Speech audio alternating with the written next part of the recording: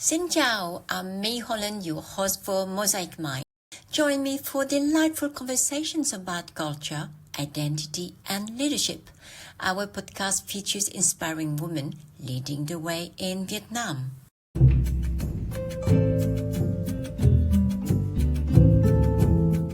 Our guest today is the incredible Mai Khôi, and also known as Chị Mai Khôi in Vietnamese.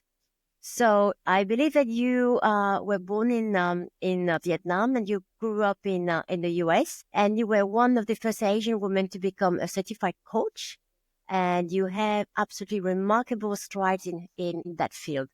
So from supporting your family business to becoming a leader and trainer of over 2,000 life coaches, your journey is a testament to resilience and adaptability.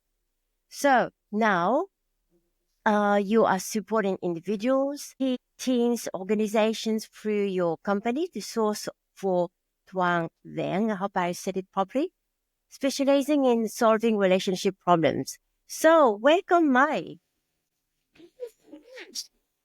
If you're going to use my, I know it's May.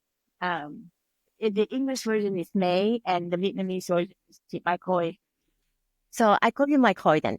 Yeah? Yeah. Okay. Yeah. Right. Okay. So we're going to have a chat together. And it's basically a conversation between two coaches, which is absolutely fantastic. I'm so excited about it.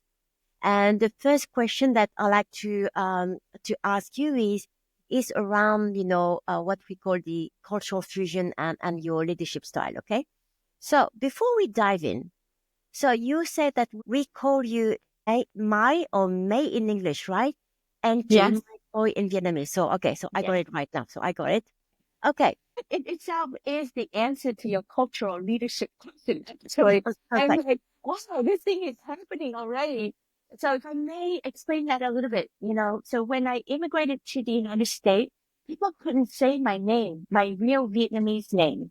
So I lost my country, I lost my identity, and I lost my name.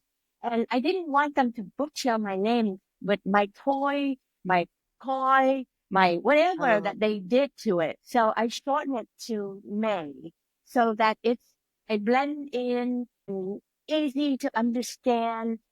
People don't have to go, what was it? I'm not that thing that just insulted my poor little 12-year-old girl that was countryless in America.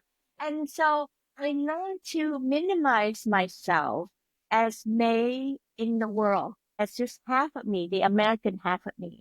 Until recently, when I came back to Vietnam and doing work in Vietnam, I decided to take my name back. And I mean, I've lived 55 years with as May as identity. And now I get to be Chị Mai Khôi and owning all of me again. That includes the American side and the Vietnamese side, leading of the Vietnamese side.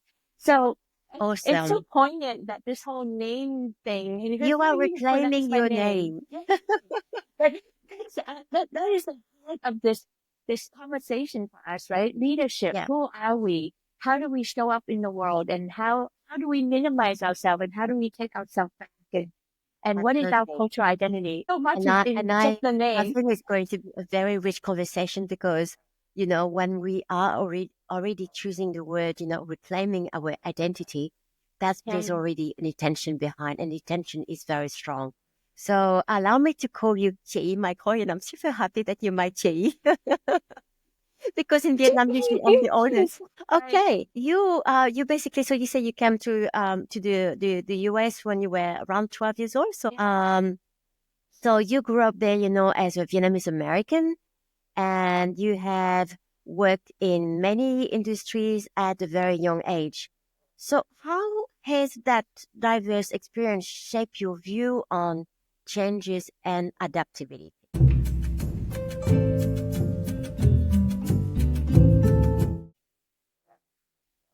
Well, adaptability just started at 10 for me, right? When we had to leave Vietnam at the end of the war and as a boat person. So I got to learn from a very young age to not be to my house, my clothes, my baby toys, whatever, not even my country or my language or my name, and to have to adapt.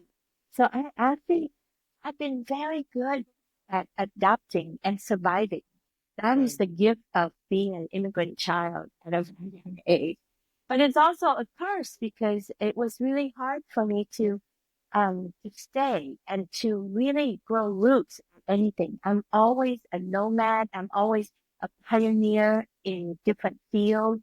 And then I get bored and then I have to go and conquer a new land, conquer a new thing. So it's a two-sided sword, it works for me and it also creates, unintentional consequences. Yeah, I mean, I think, I mean, at that time, despite a very young age, when you had to adapt yourself, and you have to to see both sides, even if you're super young at that time already. But yeah, so that maturity came, for immigrants, as you said. So Yeah. so thank you for sharing that. And I really wanted to ask you also something else. So you have done a lot of great stuff, in your professional life, a lot of achievement. Can you share with us, what is your most proud moment Mm. personally and professionally? Wow. Most proud moment or status that I hold is that signature, that knowing that I was the first certified female Asian coach in the world. Back in the 90s, when coaching first came onto the planet Earth, I happened to New. live It was new. yeah, I lived next to the only offline school that taught coaching skill. At that time, there were only two schools. Coach U was the internet school, and CTI, the Coaches Training Institute, was the offline in-person school. And the two of us, the two schools, actually created the International Coaches Federation, which is the ICF that governs the coaching industry. So I can say this with pride that I was the first certified Asian female coach in the world. And to back that up, I also got to train for the Coaches Training Institute for 17 years. So I travel around the world, literally around the world, training life coaches for them. And then after that, I also did it for another school that that helped them establish. Aside from the bling of that, the heart of it is I have been in this industry and I get to champion it. And I also get to hold the space for other Asian women to come Yeah. along. And my sisters, and nieces now. Oh my God, how fast we grow. We grow old so fast, right? And so, but I, I have been longing for the Asian voice in the coaching industry. And now we're So everywhere. happy you said that. Yeah, it's so great. And we come with both Western and Eastern culture in our coaching. I think it's huge for leadership coaching and relationship coaching or whatever angle that we come. Yeah. I think it's important, you mentioned about, having a voice for Asian people, and I think it's super important. Like this, the meaning of the purpose of the podcast is really, to have a platform for all of us as well. So that's wonderful. So if we move now to the kind of challenges that you have encountered, during your professional career. So I had read in your bios that you have mostly worked in a professional, as a professional leader, but mostly in a male-dominated industry. So for 5 years, correct? Can you tell us a little bit more about challenges that you have mastered as a young woman, especially with migration background, and what strategy you have really used at that time? So Yeah. many backgrounds behind. In 2000 something, I and two other partners started one of the first few leadership coaching companies that went into corporations. And at that time, coaching was rare. When you say you're a coach, people ask, soccer? They don't really know about coaching inside leadership or in their life. And so that was already difficult. It was just hard to sell something new. It's nothing new. Until after I was doing it for about 7 or 8 years, then someone invited me to Singapore to teach coaching. I think this was like 2010 or 8 or 9 or something like that. Anyway, so I went there and I stood in front of more than 50 HR directors. And lo and behold, I was received so differently. That's when I realized that, holy guacamole, I have been discriminated against all this time in America and I didn't even know it. I just thought it was just a challenging thing to sell coaching. But no, I stood in front of the room in Singapore and all these people came up with respect, with honor, and they want to hear from me. They want to talk. They want to develop. They want to hire me.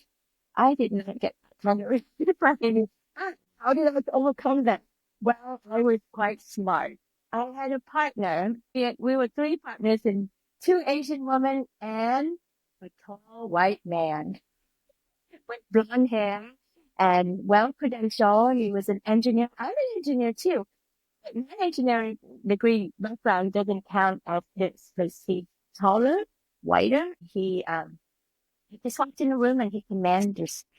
So I let them talk to him, and then I'm the one that closed the deal. I'm the one that went in for the punch and deliver what truth needs to deliver, and he gets to open doors and make them feel safe that we know what we're doing because we're led by a white.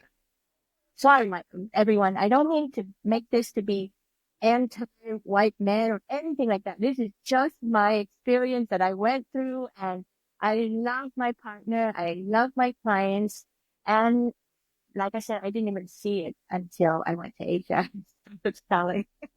Well, it's a lot of realization and insight. But I mean, it was running now, but at that time it was quite different. Yeah. But yeah, I'm sure. So can you tell me more?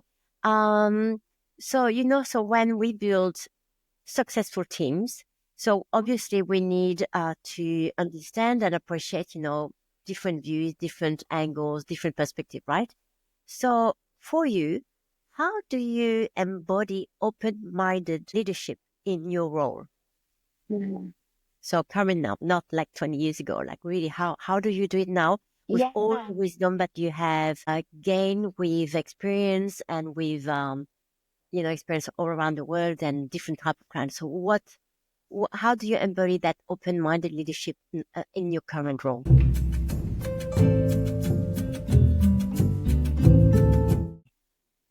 Yeah, I have this gift. I have this challenge, and it turns into a gift.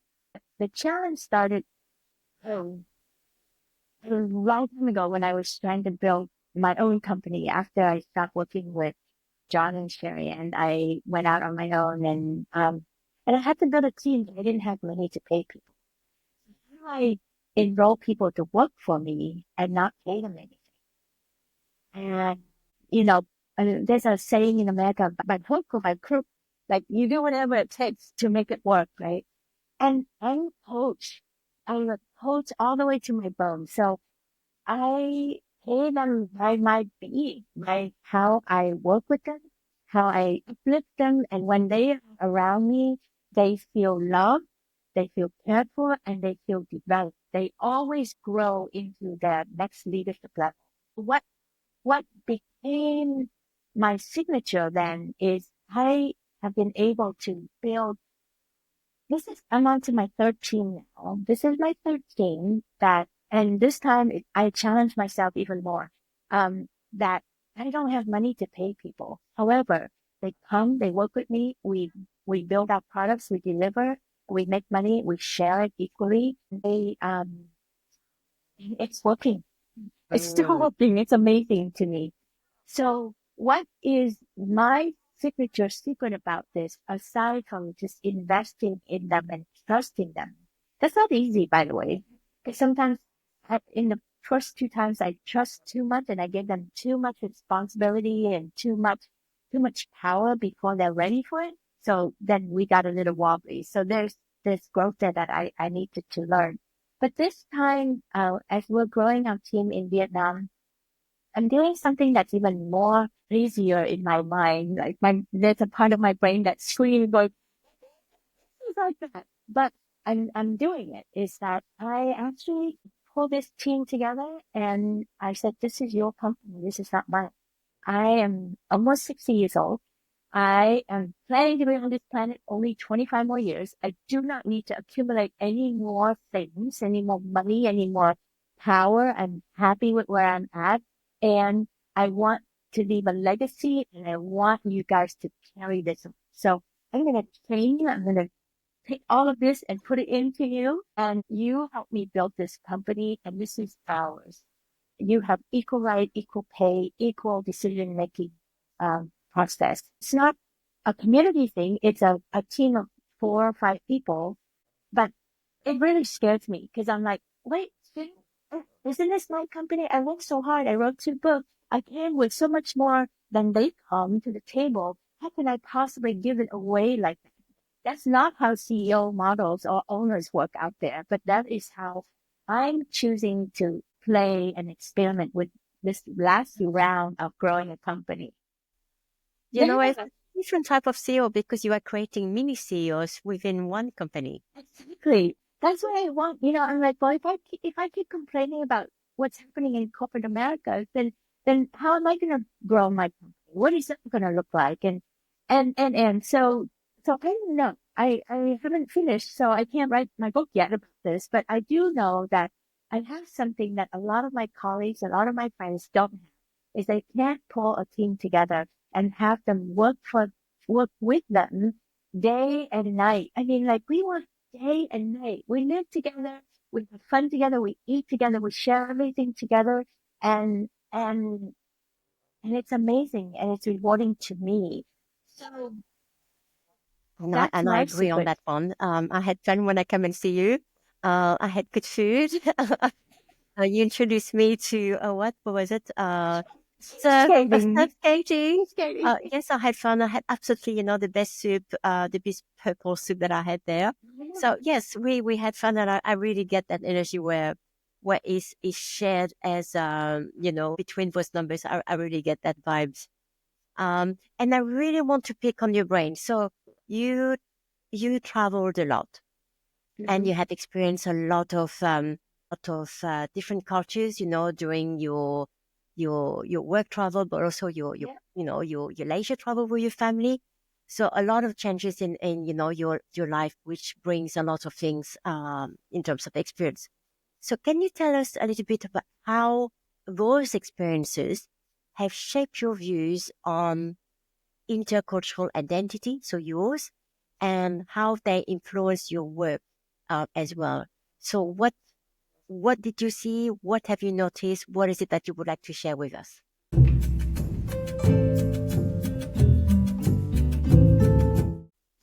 Yeah, I have traveled a lot. I travel a lot when I train for the Culture Training Institute, and I've been to South Korea, to Europe, to Dubai. I mean, like I have worked in Azerbaijan, in Sweden, and studying cultural and human development is like my favorite thing to do, to observe. I'm 24/7 looking at that, right?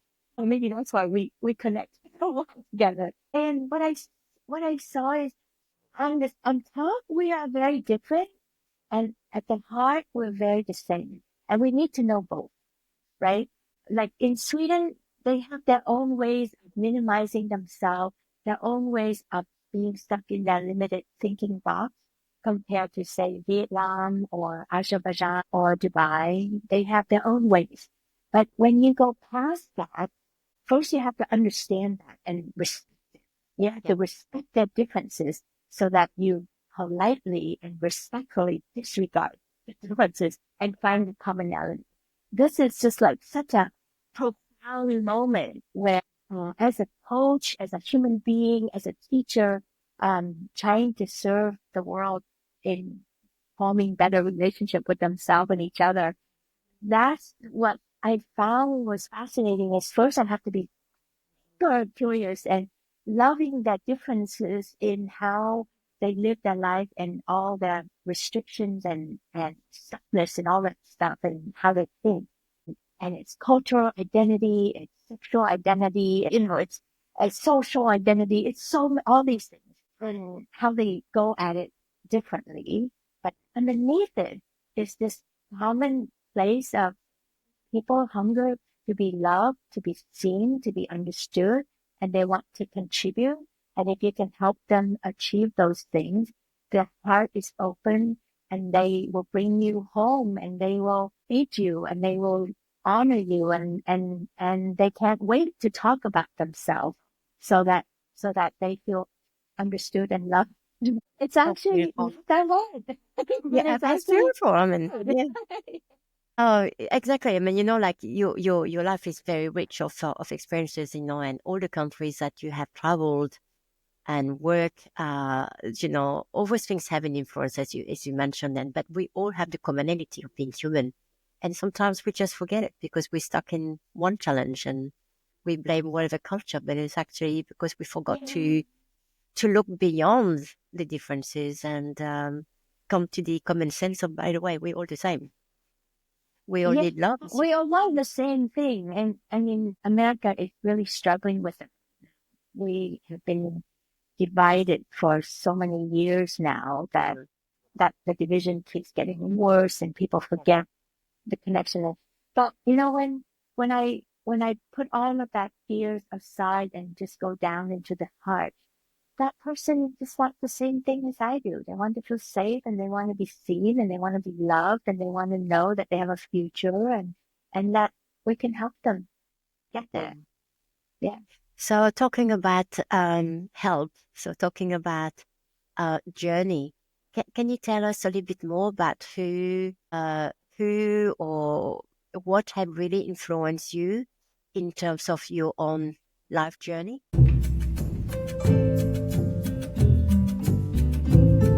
Wow. I've been thinking about that question. It's like different people have their parts in it. Of course, my mother, just growing up, seeing her, she actually was a famous uh, TV broadcaster in the old Vietnamese Show me regime. the photo.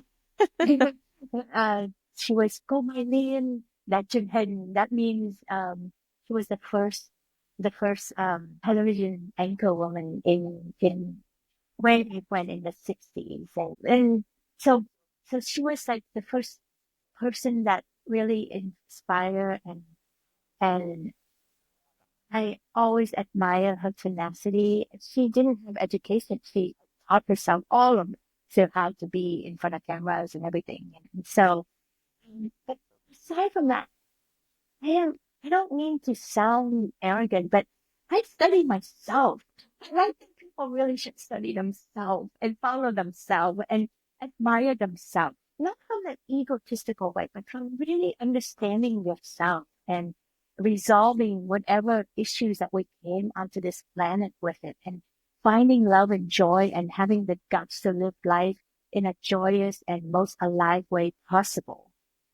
Even if you have to divorce or walk away from an amazing relationship or quit a job that pays you so well and give you credibility and give you everything. And I had to do that, so just so that I can find myself. So I think the path to finding ourselves and our own wisdom is the most admire, the most worthy of admiration. So I think everyone should follow themselves, should sit with themselves and go, hey, I really admire me. I have gone through some big stuff and I'm here and I'm still opening my heart to love. I'm still giving. I'm still serving. I'm still laughing. I'm still eating with you. I mean, like that is what more than anything else that I see out there in the world. I don't think I'm any worse than Steve Jobs or, you know, Elon Musk or whatever. So Well, I mean, what? when They you build look the into thing. the statistics of self-awareness, amongst leaders, it's not very high. So, so I think it's a very big journey, to have that introspection. But I think it's such a big question because, when we start just to talk about self-awareness and then when we talk about introspection, knowing ourselves is great, but then sometimes so many of us are stuck or lost in trying to know ourselves Yeah. because we forget the north, where we should go. And So we forget to like trust ourselves and honor ourselves for just get up in the morning when you're depressed or when you're sad and you have no reason to get up in the morning and you get up and you get dressed and you go out and you face the world. That in itself is so admirable compared to anything else out there that is bling bling and so when did this movie star pump their lips up and put more butt on their thing and big boob lips, so think about that. But the fact that you care for your child and you give everything to your work or your family or your kids, that's so admirable to me. So I just I think love we're on the same page our on that human one. journey. um, Linking to what we talked before about your cultural identity. How do you view your sense of belonging? Is it different from what other people perceive from you? Or how is it? Do you see a gap or does it match or is it aligned?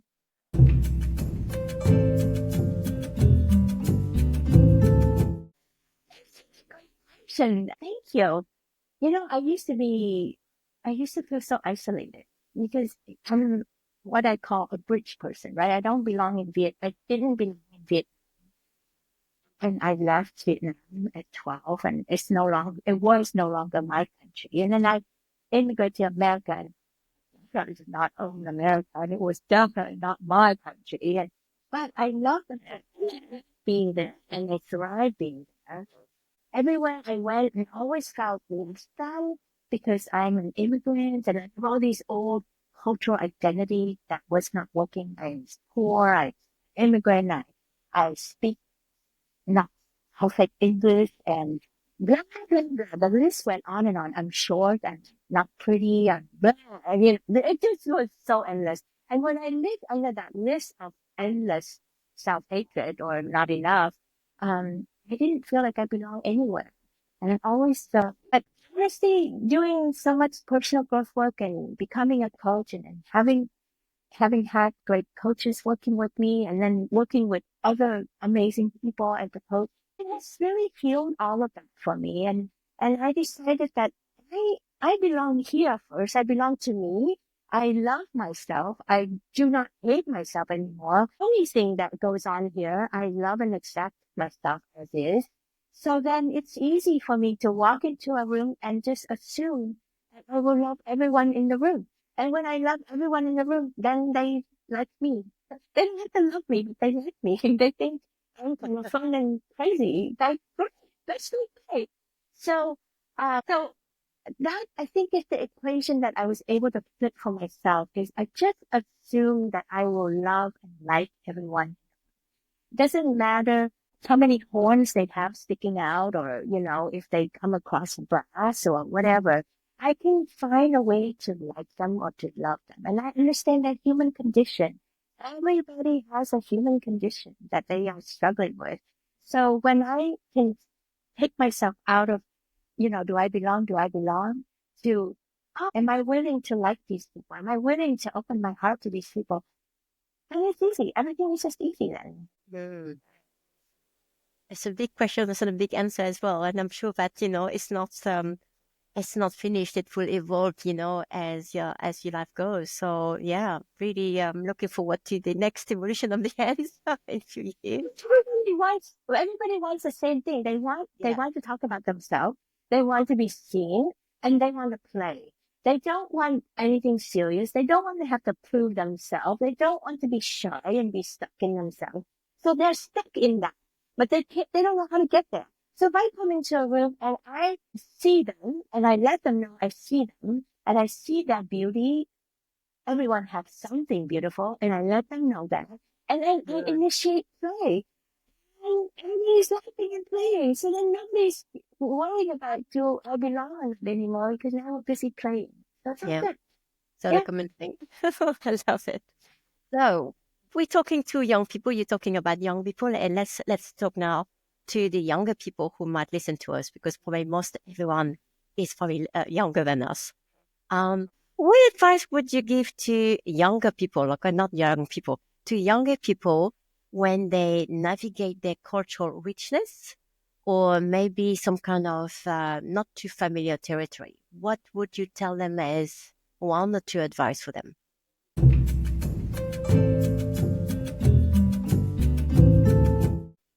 Yeah. I mean, it's easy to say, oh, you gotta love yourself, you gotta forgive yourself, accept yourself. Yeah, but really, right? So I'm thinking about this. What's really important? What's important that they haven't heard before? Because they've heard everything. If somebody's listening to this, they already have been listening to podcasts and they have followed many, smart people. So what is new that would be useful for them?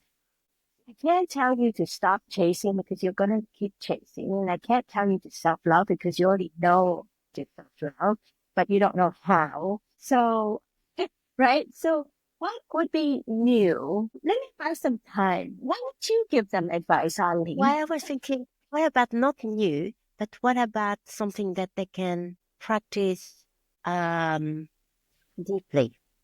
Thank you. Well, let's start with the most basic, fundamental, and most powerful question in a coaching relationship, which is, what do I want? Or what do you want? If I'm the coach asking you, where do we begin in the coaching session or anywhere in the coaching session is, what do you want?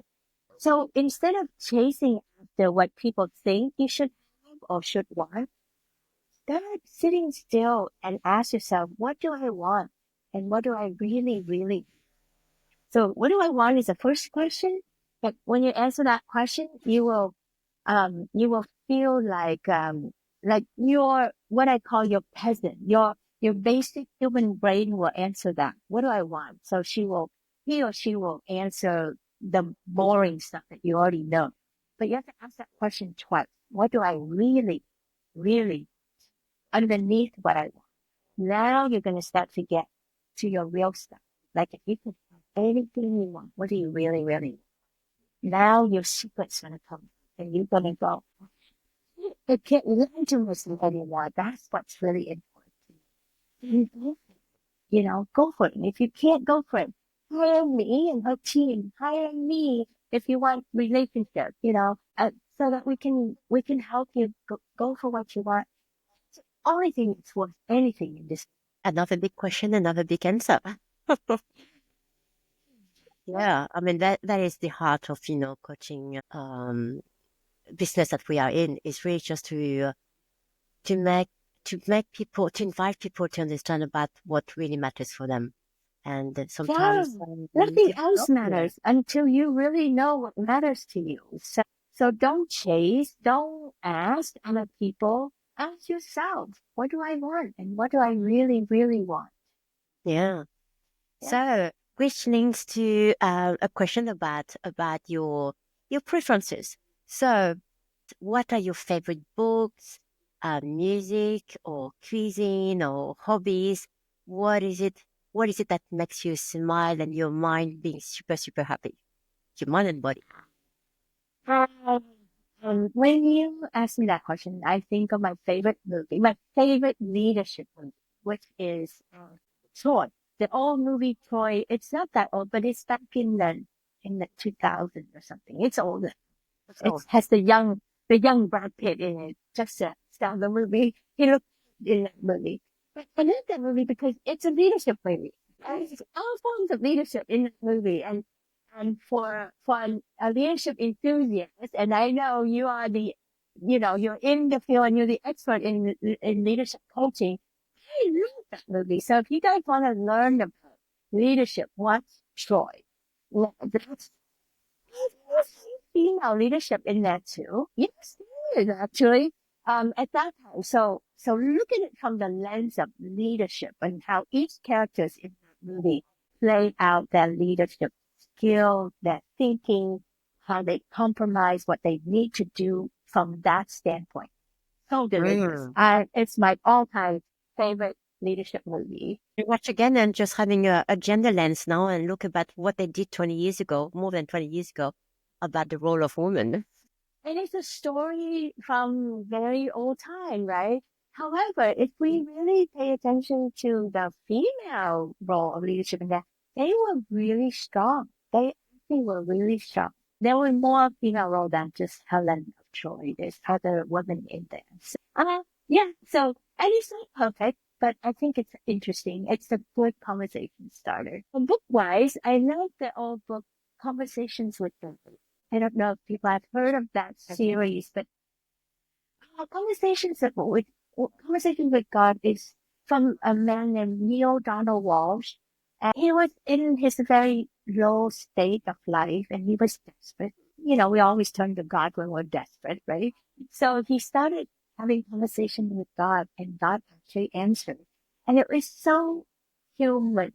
First of all, it allows me to see that I can have access to God himself. I don't need the church or anybody in the middle, which was awesome. And then it also, one of his thing that he talked about was every one of us is God walking on earth having a human experience.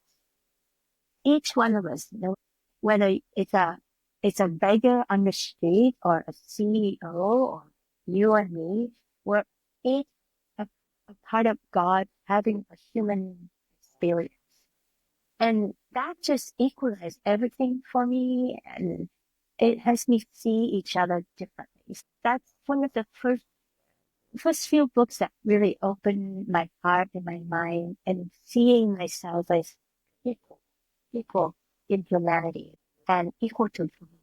I don't mean to sound arrogant. I mean accessing our own wisdom. We have equal right and equal opportunities to access our wisdom and our divinity. So just sit down and have a conversation with your God, however that is. That's a good way of summarizing, having a conversation with you on God, because God can be, it doesn't have to be, the God that, that we think additionally, so exactly. So, it means a lot of things for different different people. So nothing is having like that kind of spiritual connection, but yeah. And a question about your food taste. So are you pho, Vietnamese pho, or are you something else for breakfast? Or are you bread and jam or toast and bacon and eggs? What are you? One is rice rolls that is hard to make. You have to make it fresh, so you can't freeze it, you can't defrost it, you can't. So there's not that many. If you're listening to this show around the world and not in Vietnam, bánh cuốn is a little harder to find. However, I think we that's would what I grew up with. link to what it looks like on the Yeah.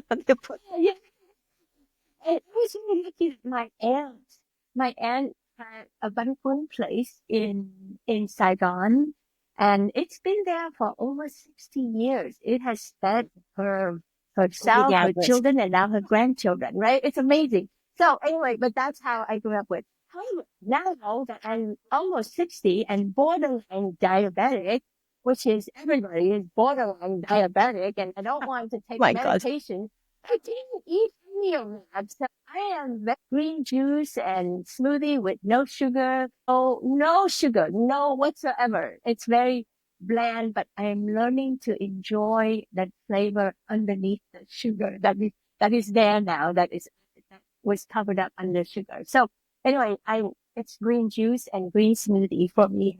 Well, delicious food at your place.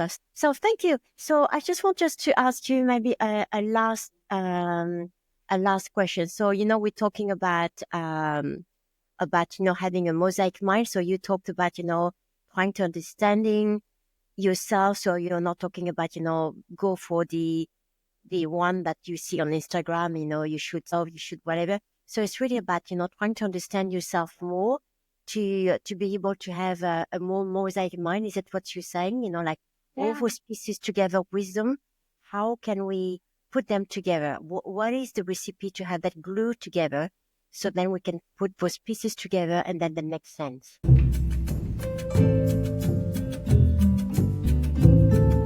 The glue is love and acceptance. Okay. There's nothing more than that. Sorry, everyone. It's very cliche and boring, nothing fancy, but love and acceptance. Whatever it is, love and acceptance. I accept it. I surrender to it. Okay, you're mad at me. I surrender and I accept that too. And I will hold space for you to come back to me. What I really want got taken away from me. Wow, love and acceptance. Okay, I will break my heart, but I will live and love and accept that. And why is that important? Now that I have traversed, about to enter 60, I see that just like all the other old people that said before me, nothing is really that important, kid. Okay, nothing is really that important. Everything is fixable. And even if your marriage fall apart, that's okay. You can fix that too. You can have another marriage, or you can be single and happy, or you can have some lovers. It's all okay. Everything is fixable. Your children will not be damaged forever if you mess it up. God is taken, worry taken out of that too. Everything is fixable. Love and accept whatever it is. And when you love and accept whatever that shows up, most likely nothing is need fixing. But if you don't and find it, there might be some fixing that needs to be putting there, but it's okay too. Even that is fixable. Life is easy. Go and have some fun. Yeah. I think Chị Mai Khôi, it's really, really, really, really, really nice, feeling the vibes from Australia. I mean, it's a little bit cold here. I think you have 35, 38 degrees in Vietnam at the moment. So I feel your warmth even from here in Australia. So really your journey and insight that you have shared with us today, are very, very inspiring. So really thank you for sharing your story with us. And as you continue to empower, people and organizations, we need to celebrate, that leadership tapestry here at Mosaic Mind all together. So I believe that we can follow you on Instagram, on Facebook, and we will put the link, underneath here. So for anyone who wants to reach out to you. And also we are having a poll. So you can see the link in the description of the podcast here.